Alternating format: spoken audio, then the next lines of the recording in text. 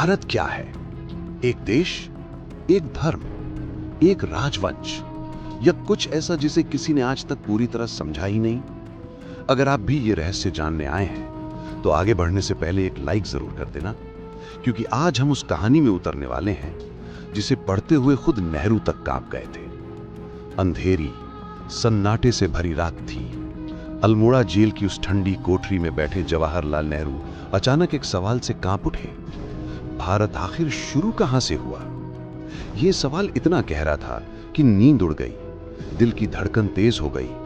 बाहर हवा चल रही थी, खिड़की की सलाखें हल्का हल्का शोर कर रही थीं, मगर नेहरू का मन एक ऐसे रहस्य में उतर चुका था जिसे सदियां छुपाती आई थीं। उनके पास न किताबें थीं, न इंटरनेट, न कोई नोट्स, बस यादें, पढ़ी हुई बातें और भारत की एक बिखरी हुई तस्वीर जिसे जोड़ने का कोई आसान तरीका नहीं था। और यहीं से शुरू हुई भारत की असली खोज। एक ऐसी खोज जो किसी इतिहास की किताबों में नहीं बल्कि समय की गहराइयों में छुपी थी। नेहरू ने सोचना शुरू किया कि अगर भारत की शुरुआत आज की सीमाओं से नहीं हुई तो फिर कहां से? जवाब खोजते हुए उनकी सोच हजारों साल पीछे चली गई, सिंधु घाटी सभ्यता की ओर, जहां लोग मिट्टी के सादे बर्तनों पर सिर्फ कला नहीं बल्कि अपनी पहचान उकेर रहे थे। उन बर्तनों में छुपी थी भारत की पहली झलक, पहला विचार, पहला संकेत कि ये जमीन सिर्फ जमीन नहीं, एक सभ्यता बनने जा रही है। समय आगे बढ़ा और भारत की कहानी ने नया मोड़ लिया। वेद, उपनिषद, रामायण, महाभारत, ये सिर्फ धार्मिक ग्रंथ नहीं थे बल्कि वे धागे थे जिन्होंने करोड़ों दिलों में एक अदृश्य एकता में पिरो दिया। फिर बुद्ध ने करुणा और शांति का मार्ग दिखाया और भारत का विचार सिर्फ बदल नहीं रहा था बल्कि दुनिया को बदलने निकल चुका था।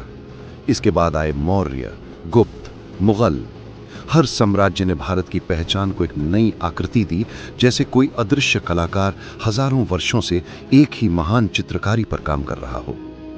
लेकिन कहानी का सबसे बड़ा खुलासा अब आया।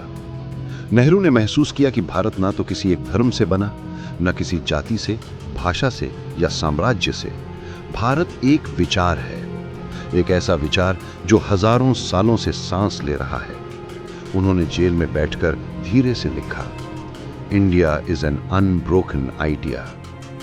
विदेशी शासन आया, विभाजन की कोशिशें हुईं, लड़ाइयां हुईं, लेकिन भारत का यह विचार कभी टूटा नहीं। न तब टूटा, न आज टूटा है। और यही था भारत की खोज का असली रहस्य। भारत को समझना मतलब भारत को महसूस करना। यह सिर्फ इतिहास नहीं, यह एक भाव है, एक यात्रा है, एक ऐसा सच जिसे हर पीढ़ी फिर से खोजती है।